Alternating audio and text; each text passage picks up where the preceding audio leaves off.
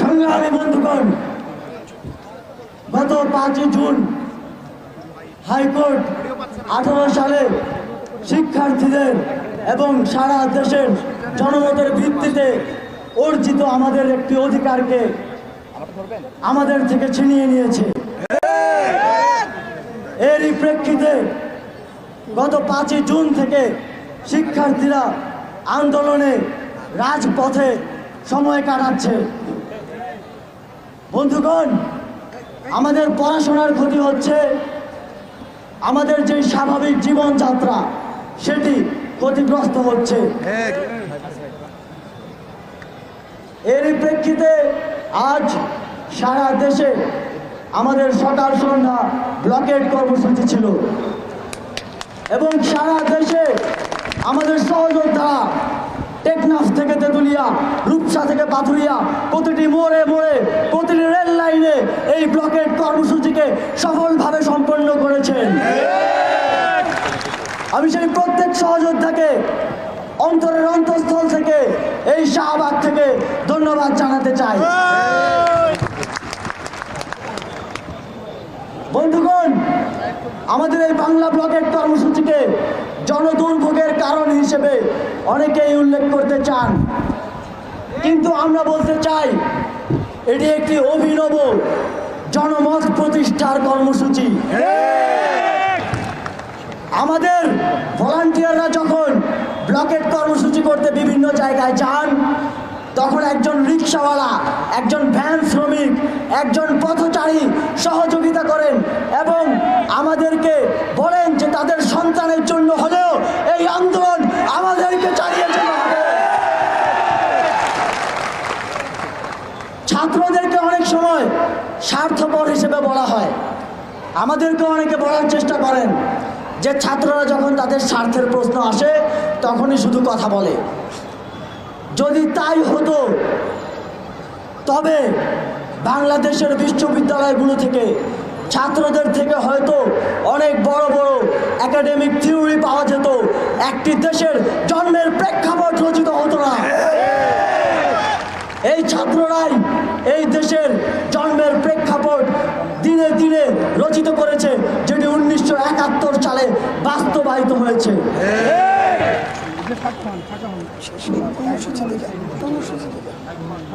2018 সালে আমাদের আন্দোলনের প্রেক্ষিতে যে পরিপত্রটি দেওয়া হয়েছিল, হাইকোর্ট মনে করে সেটি একটি অসম্পূর্ণ পরিপত্র এবং সেটি বাতিল করা হয়েছে।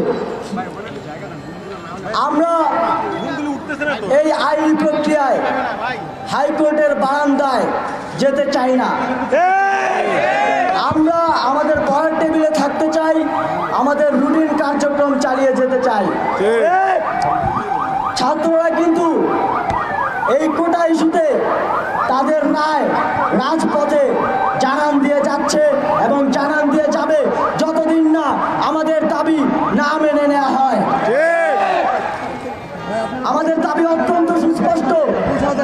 আমরা এক দফা দাবি করেছি যে সরকারের নির্বাহী বিভাগ থেকে সুস্পষ্ট ঘোষণা আসতে হবে, নির্দেশনা আসতে হবে যে একটি কমিশন গঠন করে একটি সম্পূর্ণ এবং স্থায়ী সমাধানের দিকে সরকার এই কোটা ব্যবস্থাকে নিয়ে যাবে।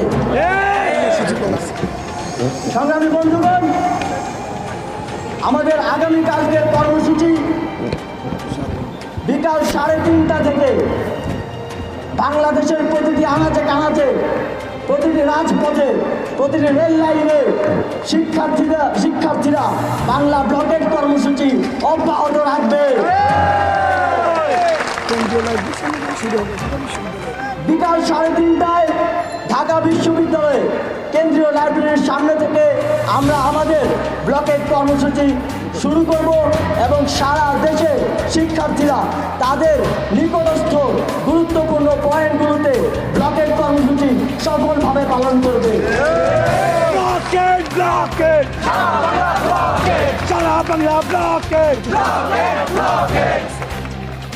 সংগ্রামী বন্ধুগণ, আপনারা দেখেছেন গতকাল আমাদের এক ঘোষণায় সারা দেশে আজ একটিও ট্রেন তাদের চাকা ঘোরাতে পারেনি। এটি ছাত্র সমাজের জয় এবং ছাত্র সমাজ যে আন্দোলন করে তাদের দাবি ছিনিয়ে নিতে পারবে এর একটি প্রমাণ বলে আমরা মনে করি। আমরা নির্বাহী বিভাগকে বলতে চাই অতি দ্রুত সময়ের মধ্যে আমাদের দাবিটি মেনে নিন, যাতে আমরা পড়ার টেবিলে ফিরে যেতে পারি, যাতে এই রৌদ্র খরতাপে আমাদেরকে পুড়তে না হয় এবং তথাকথিত জনদুর্ভোগেরও সৃষ্টি না হয়।